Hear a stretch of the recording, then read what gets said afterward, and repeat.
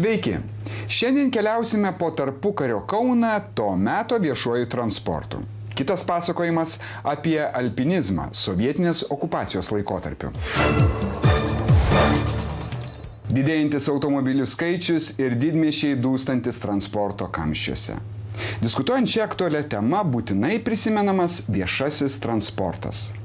Šiandien ir pasakosime, kokiu viešuoju transportu naudojasi mūsų šalies gyventojai praėjusiame amžiuje. Trumpam persikelsime į tarpukario Kauną ir miestą apžvelgsime keleivio akimis. Algio Kuzmicko pasakojimas.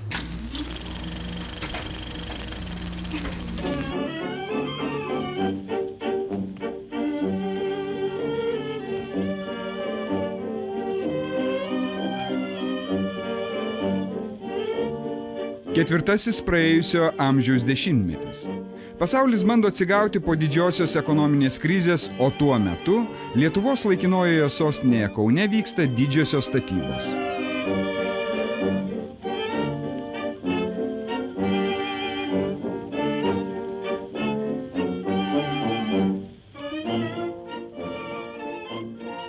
Nauji privačių namų kvartalai, rodantis, kad yra žmonių norinčių ir galinčių sau leisti gyventi prabangiai.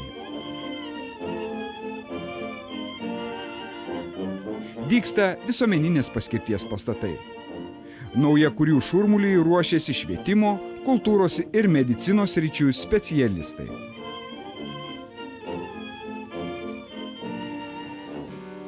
Ramiame Žaliakalnio šlaite atsiranda vienaaukštis namelis.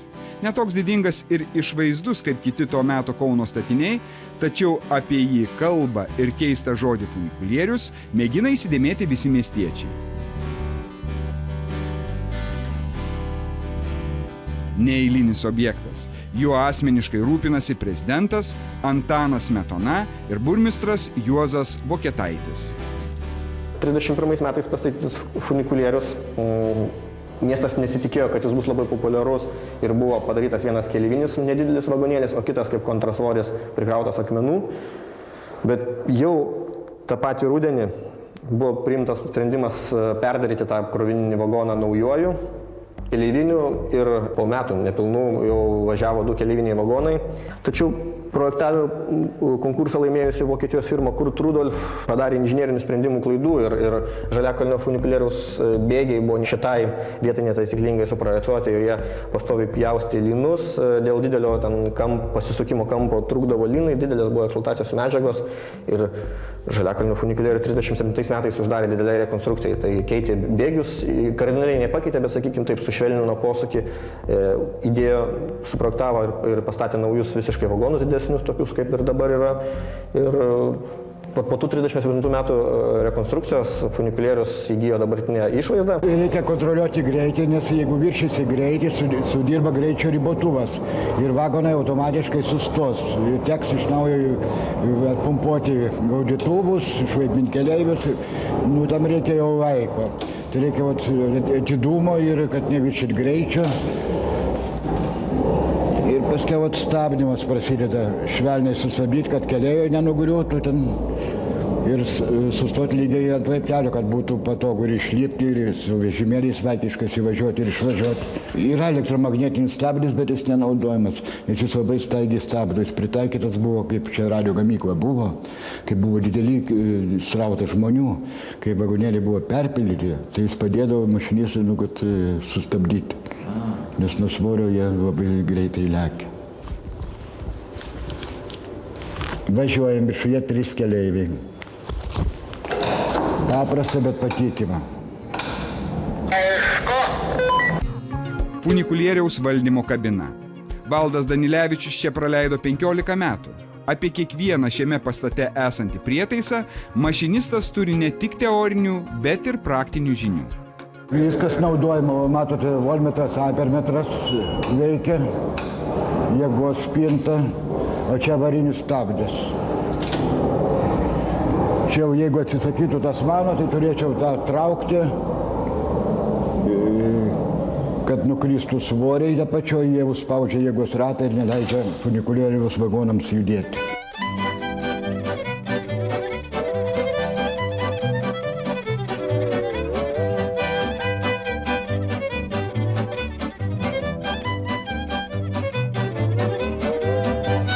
Prieš kelerius metus funikulieriumi gėrėjosi garsios Vokietijos firmos AEG atstovai.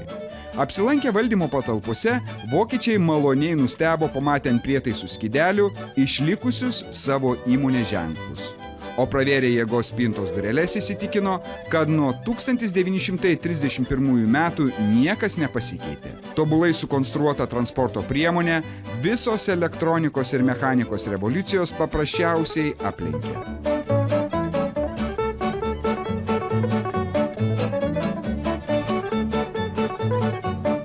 Leidžiamės laiptais į rūsį, kur plaka senuko funikulieriaus širdis. Šitas elektros variklis 25,5 kW veikia nuo 1931 metų ir nepareikalavęs jokio remonto. Toliau iš variklio per ašį eina į minkštą movą, kuri suka veleną, šis suka, bet jungiasi su minkšta mova. Čia rankinis stabdis, su kuriuo aš dirbu viršuje. Su juo stabdavo, šitą būgną sustabdavo ir, reiškia, vagonėliai stoja arba atleidžia, važiuoja. Toliau eina reduktorius. Iš reduktoriaus ašis eina į kietą movą, puskietę movą. Ir eina į jėgos ratą, persidoda į jėgą. Ir per jėgos ratas traukia lyną, o lynas automatiškai traukia vagonėlius. Yra pakeista, reduktoriaus dantračiai yra pakeisti, šitie jėgos ratas ir kreipiamieji nebūtų pakeisti 1986 metais, jie išlieti yra Baltijos laivų statykloje.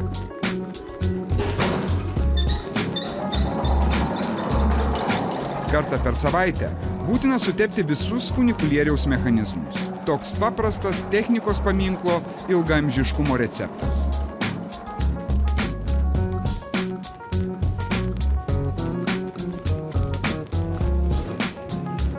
Per tarpukarinį laiką visą laiką bilietai aukštyn kainavo 10 centų. Per pirmoji iš viso buvo nusprendimas, kad 10 centų fiksuota kaina ar aukštyn ar žemyn.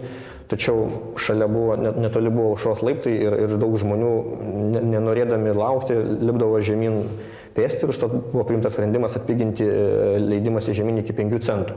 Taip pat 5 centus bilietėlį kainavo moksleiviam ir studentam. Daug savivaldybėje vyko ginčų, daug kas labai norėjo iš savivaldybės, iš kariuomenės, iš policijos gauti nemokamus bilietus, bet ten buvo priimtas sprendimų, kad labai nedaug kas išsikovojo savo tokią teisę. Antras funikulierius po ilgų sprendimų buvo planuojama Žaliakalny dar kelis funikulierius statyti, bet tam tarpe kilo idėja ir statys funikulierių į Aleksoto kalną.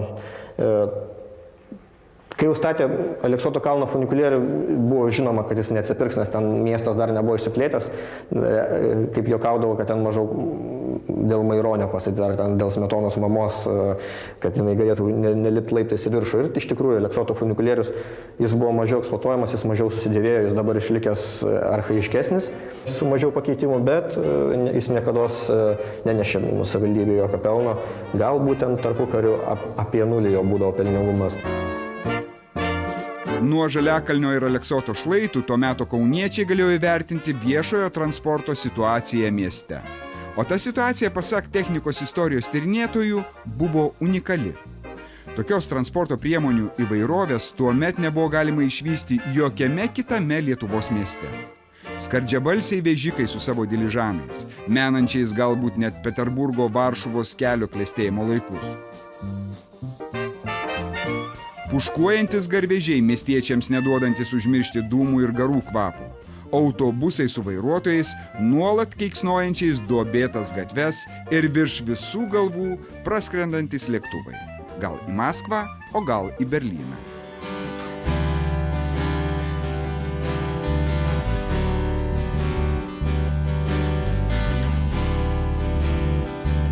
Kelkraštyje sustojęs troleibusas. Vadiname jį technikos istorijos palikimu, nors ne vienas mūsų žiūrovas puikiai prisimena jį riedantį miestų gatvėmis. O juk galėjo taip nutikti, kad senienos tektų ieškoti kino juostose ar nuotraukose. Dar visai neseniai lengva ranka į metalo perdirbimo įmonę siuntėme tai, ką šiandien mielai padėtume ant postamento. Senas troleibusas vėl leidžiasi į kelionę, o mes pro jo langus mėginsime pamatyti tai, kas jau seniai išnyko. Pažvelgti į tarpukario Kauną ir net palenktyniauti su autobusu mums padeda senos kino juostos vaizdai. Tai 1928 metais operatoriaus Ilijos Goršeino filmuoti kadrai. Ištrauka iš filmo Nepriklausomos Lietuvos sukaktis. Kadre šmėstelėję arklio karčiai išsklaido paskutinės abejonės. Operatorius kamerą buvo įtaisęs ant konkės. Taip vadinamas arklio traukiamas vagonėlis ant bėgių. Įsėdus prie stoties ir įsigijus bilietą, vieno arklio jėgos greičiu buvo galima atsidurti senamiestyje. Maršrutas buvo vienintelis, buvo su prasilenkimais, ta prasme, apsilenkimam vagonų, ir kadangi buvo traukiamas vieno arba dviejų arklių, tai tik tai vienas vagonas ir būdavo. Ten realiai per visą tą laiką toj konkėje niekas nesikeitė, buvo tokių planų padaryti vietoj konkės elektrinį tramvajų, bet jau tarpukariu praktiškai buvo kaip ir atgyvenęs, ten tie bėgiai buvo išsidėvėję, koncesiją turinti Diupono našlė investuoti irgi nelabai norėjo. Ir prieš konkės pabaigą savivaldybė išpirko iš jos koncesiją ir išgriovė, kaip atsilikusio transporto priemonė konkė išgriovė. Unikali galimybė pamatyti 1928 metų Kauną konkės keleivio akimis. Ilija Goršeinas šią transporto priemonę naudojosi likus metams iki jos sunaikinimo. 29 metais vyko konkės laidotuvės, va čia jums parodysiu, turiu kolekcijoje konkės laidotuvių nuotrauką. Jokia kita Kauno miesto transporto priemonė neturėjo tokių palydėtuvių. Nežinia, dėl ko tos, kaip man kol kas dar nežinia, kodėl kilo tokio didelį ažiotažas dėl jų laidotuvių, labai ten aktyviai dalyvavo studentai palydint, didelės minios plaukė. Konkės vagonai buvo nuvežti į Karo muziejaus sodelį, štai vienas vagonas stovintis Karo muziejaus sodelyje. Ir ilgainiui jie ir tenai sunyko, nes tapo kaip miesto šiukšliadėžė, ten ar tai studentai, ar tai šiaip žmonės ten pylė šiukšlės visas ir ilgainiui jie neaiškiai būdų dingo iš viso iš muziejaus ekspozicijos ir nebeliko jokių pėdsakų daugiau apie juos. Ateities kartoms Kauno arklių traukiamas vagonėlis liko tik keliose nuotraukose. Jos palikimą papildo dar pluoštas bilietų ir vienas metalinis žetonas. Senasis troleibusas veža mus į geležinkelio stotį.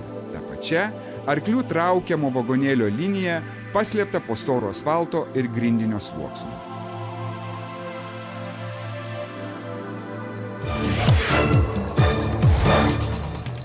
Po trumpos pertraukėlės pakviesime pakeliauti autobusais, traukiniais ir lėktuvais. Susitiksime netrukus. Ketvirtajame praėjusio amžiaus dešimtmetyje jau nieko nebestebino laikraščiuose pasirodantis pranešimai apie eismo įvykius ir juos fiksuojančios nuotraukos.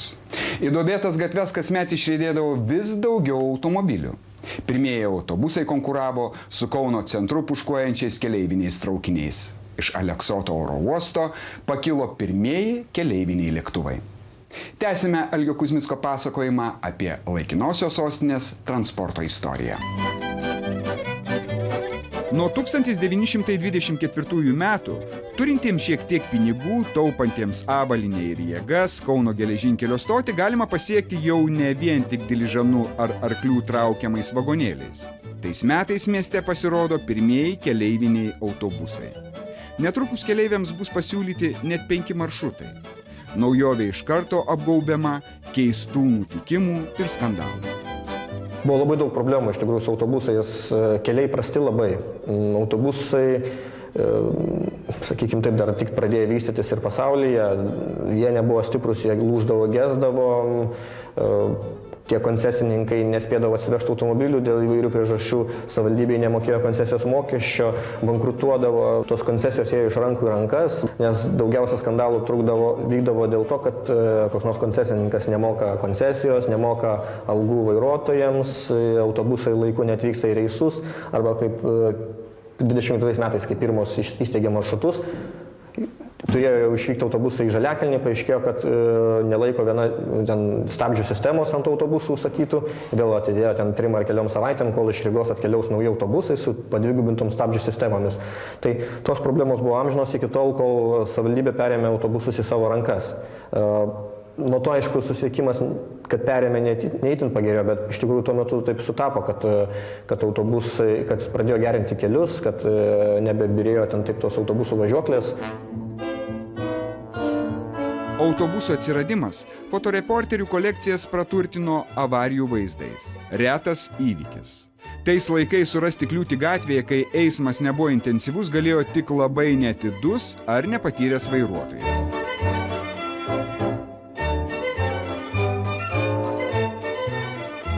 Dar viena nuotrauka. Riedantis keleivių pilnas autobusas ir lygiagrečiai kelio besidriekiantis bėgiai. Tarpukaryje iš miesto pakraščių į centrą galima buvo nuvažiuoti ir siaurojo geležinkelio vagonu. Pirmosios geležinkelio linijos Kauno miesto žemėlapiuose atsiranda XIX amžiaus pabaigoje. Kaune susiklostė taip, kad buvo viena civilinė ir dvi karinės stotis. Iš tiesų, bent jau mes sprendžiam taip. Viena buvusi yra už kartą už tilto ir viena buvusi šančiuose. Ir be abejo, vienas iš įdomiausių momentų yra tai, kad kadangi Kauno tvirtovė viena skaitosi pirmos klasės tvirtovė, buvo bandoma įvairius eksperimentai, kaip galim panaudoti, sakysim, sustiprinti jos galimybę apsiginti. Vienas iš tokių eksperimentų mes čia galim pamatyti, tai yra didžiulis tinklas siauro geležinkelio, kuris jungia fortus. Ir iš tiesų, būtent šitas tinklas buvo skirtas forto aprūpinimui. Pradžiai jisai, aišku, buvo tik tai šitoje pusėje praplėstas, už Nemuno, sakysim taip. Bet ruošiantis Pirmajam pasauliniam karui, jis buvo gan pakankamai vėl praplėstas, kadangi buvo naudojamas tas siauras geležinkelis ne tik tai, kad gynybai, bet ir, sakysim, statybos darbams iš tiesų. Ir įdomu tai, kad, sakysim, tas siaurasis geležinkelis turėjo du garvežius, buvo du traukiniai aprūpinimo vadinami. Vienas, kuris nuklodavo laikinosius bėgius, o kitoje atveždavo visus ginklus, amuniciją į fortus iš tiesų. Ir, sakysim, taip buvo aprūpinami fortai. Kauno Nemuno sala, kurioje buvo įrengtas žiemos sostas, kurie savo laiku irgi turėjo savo geležinkelį. Ir be abejo, kaip ir minėjau, savo laiku jungė Panemunę siaurai geležinkelį senamiestį. Be abejo, gaila, šitas tinklas buvo išardytas. Bet jo likučiai, galbūt ir, sakysim, nelikučiai, buvo panaudoti statant siaurai geležinkelį Kaune, kuris panaudotas transportui, keleivių pervežimui. Labai populiari nuotrauka šitos kukuškos vadinamos, siauras traukinukas pagal garsą, ten to triūbavimo kukų, vadinasi kukuška. Yra dažniausia nuotrauka Karmelitų bažnyčios fone, tai ten žiema, vasara, atvirutė vertikali, mėgėjiškos nuotraukos ir rečiau daug pasitaiko ten kokių nuotraukų. Daukšos gatvėje sustojimas, traukinukas vagono arba bėgiai, kad matytųsi nuo geležinkelio tilto, ar jo labiau Panemunės, pavyzdžiui, bėgiai. Tai pradžioje 19 metais, kai paleido siaurą geležinkelį miestui, tai jisai sustodavo, keleivis išleisdavo, atvažiavęs į Panemunę nebevažiuodavo. Ten už pusmečio ar už metų jau padarė stotelę iki pačios Panemunės. Apie 30 kažkelintus metus buvo sugalvota prailginti geležinkelį ir vasaros metu buvo nutiestas vasarinis geležinkelis iki Vičiūnų. Ten, kur dabar maždaug yra pėsčiųjų tiltas, buvo miesto plėtros dėka, ten buvo tokie atidaryti pliažai ir siaurai geležinkelį pratęsdavo. Tai ten pradėdavo gal sezoną gegužės mėnesį ir baigdavo į rugsėjį, jeigu aš neklystu, ar rugsėjo pabaigoje, ar rugsėjo pradžioje. Ir jisai sujungė Panemunę ir senamiestį. Šiaip jau oficialiai, kaip mes irgi ginčiamės ir, sakysim, jisai oficialiai atidarytas 19 metais, uždarytas 35 metais. Ir keleivių pervežimui siaurasis geležinkelis Kaune buvo naudotas iki 35 metų. Ir jo, sakysim, jo ilgis buvo 7 km ir stotelių 11 buvo stotelių. Įdomiausia yra tai, kad šitas geležinkelis perveždavo daugiau keleivių negu visi siaurai geležinkeliai Lietuvoje. Paskutiniais metais jo pervežamų keleivių skaičius buvo apie 2 milijonus, o per visą savo gyvenimo laikotarpį jisai pervežė apie 35 milijonus keleivių. Iš tiesų tai buvo pakankamai pigi susisiekimo priemonė ir jos kaina buvo 50 centų lietuviškai.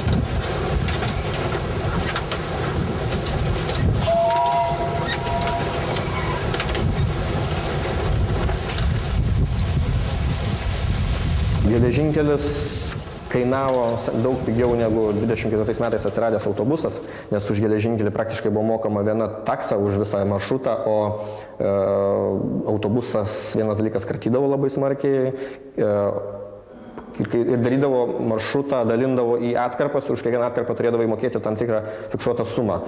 Bet geležinkelis turėjo siaurasis kitų problemų. Vienas dalykas - triukšmas. Vibracija. Žmonės rašydavo pastoviai piktus laiškus Kauno miesto tarybai, kad ten dėl vibracijos. Ir dar didesnė problema iš tikrųjų, kadangi veždavo garvežiukas tos vagonus, nuolatos kildavo gaisrų grėsmė. Skurdus ir apleistas sovietinis palikimas Jonavos gatvės pradžioje. Ne ką geriau ši vieta atrodė ir ketvirtajame praėjusio amžiaus dešimtmetyje. Visą kvartalą daugiau kaip 100 medinių ir mūrinių namų nusiaubė didžiulis gaisras. Gaisro kaltininkas – siaurojo geležinkelio garvežys. Šis įvykis paspartino puškuojančių miesto centre garvežių eros pabaigą. 35 metais panaikino, nors planavo naikinti, jau buvo kalbos nuo kokių ten 30-29 gal metų vis už laiko užeidavo kalbos, kad naikinti. Labai naikinimui priešinosi kariuomenės daliniai, nes jiem pro šančius vykstant, jiem buvo aktualu ir kaip susisiekimo priemonė, ir kaip transportavimo priemonė. Didžiojo naikinimo pradžia ir jo rezultatai. Įgudusi akis dar sugebės pastebėti buvusios siaurojo geležinkelio dirbtuvių pastato kontūrus.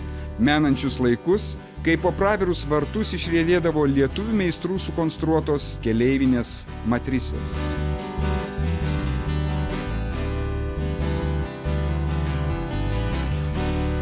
Viena tokia dar stovėjo ant bėgių 1981 metais. O taip jie atrodė po 10 metų prieš supjaustymą. Džiaugiamės bent tokiais išlikusiais įrodymais.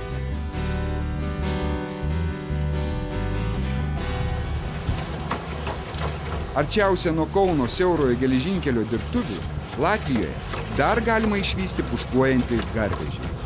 Su mūsų technikos paveldu iš tiesų labai viskas keičiasi ir dėja nedaug kai saugom. Negalim pasigirti nei kažkokiam senom konstrukcijom, nei senoms gamyklom, nei senom technologijom, kad galėtume parodyti žmonėms, kaip buvo viskas daroma anksčiau. Platusis geležinkelis konkurencinėje kovoje įveikęs siauruką.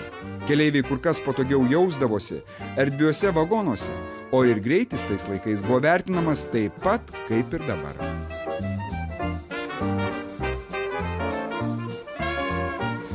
Kauno geležinkelio stotis. Vieta daugeliui tapusi kelionių į platųjį pasaulį pradžia. Mūsų maršrutas nebus ilgas, tačiau intriguojantis. Senajame žemėlapyje nuo magistralinio kelio nubrėžta atšaka išliko. Kelionė iš Kauno geležinkelio stoties į Dariaus ir Girėno oro uostą. Maršrutas žinomas tik geležinkelininkams tapo įmanomas ir besidomintiems technikos istorija.